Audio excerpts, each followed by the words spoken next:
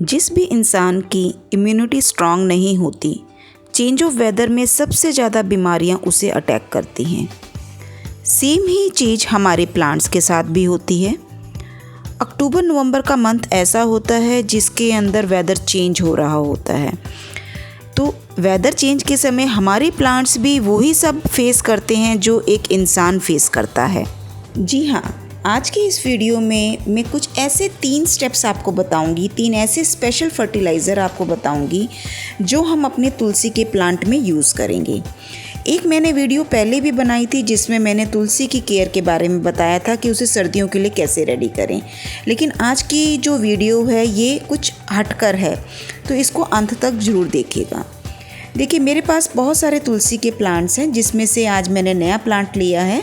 जब मैंने इसको निकाला तो मैंने देखा इसके नीचे से तो लीव सारी ही रिमूव हो चुकी हैं और ये सिर्फ सीधा सीधी बढ़ती चली जा रही है। जब भी आपकी तुलसी इस फॉर्म में हो तो आप उसको किसी डंडी का सहारा देके सबसे पहले सीधा खड़ा कीजिए। उसके बाद इसके सारे आप सूखी हुई स्टेम्स, पीली पड़ी हुई पत्तियों को रिमूव कर दीजिए। ये करना बहुत ही ज़रूरी है, नहीं तो यहीं पर आपके फंगस या कीड़े अटैक करना शुरू कर देते हैं। सर्दियां आने वाली हैं और सर्दियों में हमारी तुलसी पर भी बहुत सारी बीमारियां लग जाती हैं। छोटे छोटे से इंसेक्ट इसकी लीव्स पर आकर चिपक जाते हैं और इसकी लीव्स को बीमार कर देते हैं। तो आज की इस वीडियो में हम अपने तुलसी के प्लांट की इम्यून सिस्टम को स्ट्रॉन्ग करने के तरीके देखेंगे। तो जैसा मैंने आपको बताया, अब आप देख रहे हो मेरी इस प्लांट के नीचे सिर्फ लंबी सी डंडी रह गई है और सारी पत्तियां ऊपर की तरफ हैं। ऐसा तब होता है जब हम राइट समय में अपने प्लांट्स की प्रूनिंग नहीं करते हैं। जैसे ही आप तुलसी का प्लांट लगाए वो 5 से 6 इंच का हो जाए तो ऊपर की पिंचिंग कर दीजिए, तो वहाँ से नई नई शाखाएँ निकलेंगी। फिर 15-20 दिन के बाद हर एक ब्रांच की आप फिर से पिंचिंग करिए। इस तरीके से वो प्लांट आपका घना होता जाएगा। अब सबसे पहले मैंने अपनी इस प्लांट की मिट्टी की गुड़ाई करनी है, तो आप मिट्टी की गुड़ाई हर 10-12 दिन में कर दिया कीजिए। मिट्टी की गुड़ाई करते हुए ध्यान दीजिए कि इसकी रूट्स डैमेज नहीं होनी चाहिए। अब ये मेरा सबसे पहला फर्टिलाइज़र है Epsom salt. Epsom salt market में इजीली नर्सरी पर भी अवेलेबल है आप और ऑनलाइन भी ले सकते हैं, और ये एक 1 kg के पैक में भी आता है और ½ kg के पैक में भी मिल जाएगा। इसकी कॉस्ट अराउंड 150 से 200 रुपीज़ kg के अराउंड होती है। ये है नीम खली। नीम खली आपको पता ही है, जैसे कि नीम हम लोग चेंज ऑफ वेदर में खाएं तो हमारा ब्लड प्यूरिफाई करता है, इसी तरह से ये हमारी प्लांट की रूट्स को स्ट्रेंथ देता है, उसकी मिट्टी को अच्छा बनाता है और कीड़ों से बचा कर रखता है।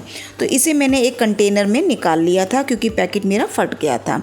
और एप्सम सॉल्ट में मैग्नीशियम सल्फेट होता है, ये जो आपकी पत्तियों का कलर ग्रीन करने में हेल्प करता है।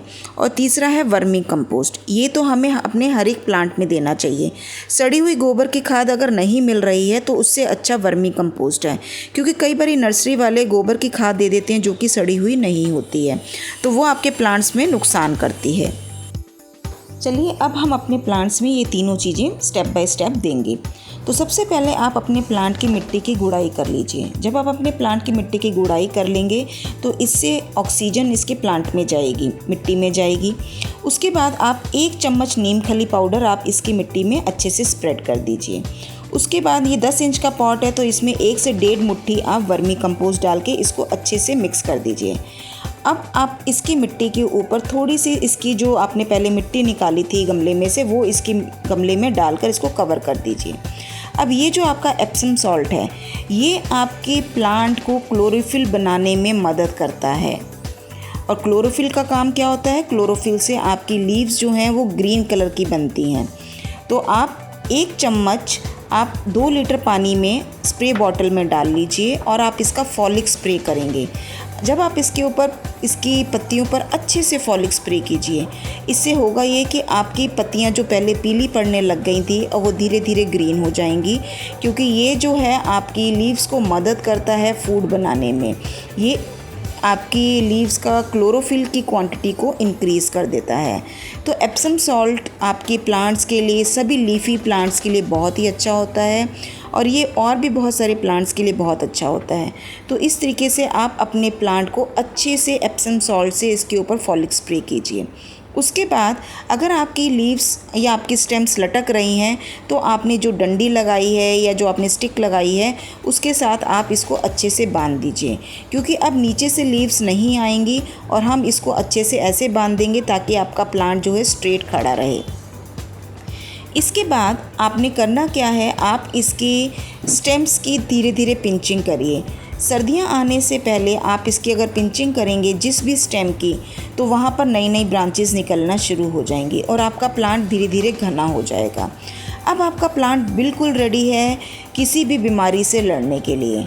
अगर हमारी हेल्थ अच्छी होती है तो अगर बीमारियां हम पर अटैक भी करती हैं तो हम उससे सेफली बाहर निकल जाते हैं। इसी तरह हमारे प्लांट्स भी अगर हम उसको रेडी कर दें बीमारियों के लिए लड़ने के लिए, तो वो भी किसी भी इंसेक्ट के अटैक से अपने आप को खुद से ही बचा लेंगे।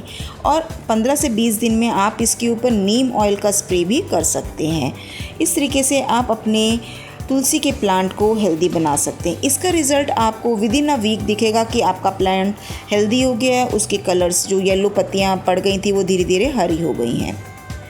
अगर आपको मेरी वीडियो अच्छी लगी है तो इसको लाइक कीजिएगा और अपने प्लांट्स में इन तीनों फर्टिलाइज़र को अभी टाइम है, अभी आप अप्लाई कर लीजिए, क्योंकि विंटर्स में आपके प्लांट्स को किसी भी प्रॉब्लम का सामना करने के लिए ताकत मिल जाएगी।